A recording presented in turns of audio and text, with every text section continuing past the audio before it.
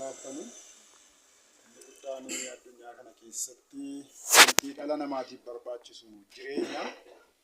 Jiraachuun immoo salphaa miti. Jiraattanii har'a ga'uun keessan, jiraannee har'a ga'uun keenya wanta salphaa miti. Egaa biyya lafaa kana keessa mudannoo garaa garaatu jira. Rakkinni jira, lolli jira, dhiphinni jira, ari'atamuun jira, waan hedduutu jira jechaadha. Kanaaf maaliif immoo kun ta'e jennee gaafa yaadnu biyyuma lafaa keessa jira. Biyyuma lafaatu kana qaba. Kanaaf jajjabaadhaa. Mudannoon kun hundumtuu gaaf tokko hin darbaa jechuun barbaada jalqaba irratti.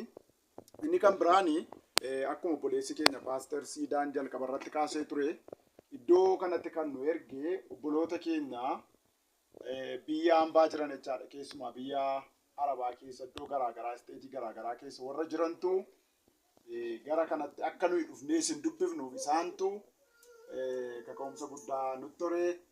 Akka dhaabbata keenya Generation for Truth International Ministrytti dhaabbata sana maqaa dhaabbata sanaatiin gara kana dhufnee jechaadha. Dhaabbata kana keessatti gahee guddaa kan taphataa jiru immoo ijoolleema keessanidha.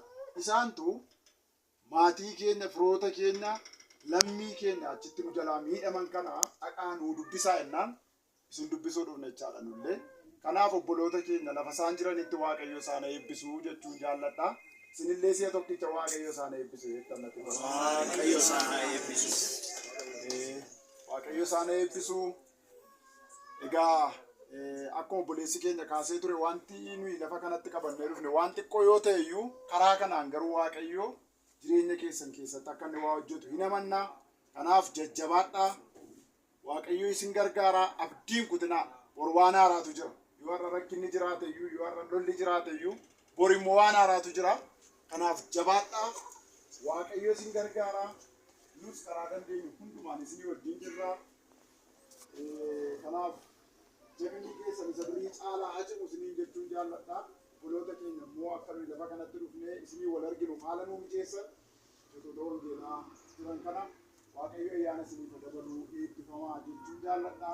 Gabaabaatti kanumaan dubbadhaa. Waaqayyo hunduma keessan eebbisu.